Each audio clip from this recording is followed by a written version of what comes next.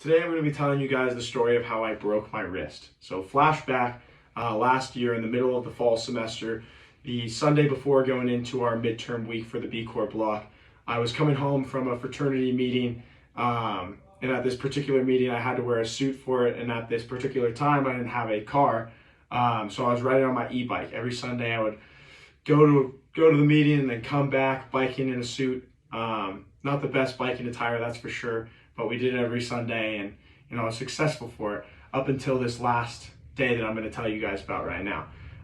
So I'm coming home from the meeting, and I was sitting at a red light, and the red light wasn't really changing, and usually I just go and stay in the bike lane, but I said, you know what, I'll go on the sidewalk and then cross over later.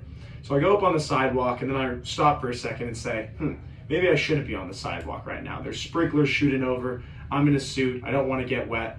But then I thought I could time the sprinklers and go right through them all at the same time and not get wet. I was very wrong in that regard and got pretty wet, lost focus of where I was going, went off the path and then right back on the path. And then when I went right back on the path, I ended up flying over my handlebars and breaking my wrist. So that was definitely a very embarrassing moment for me.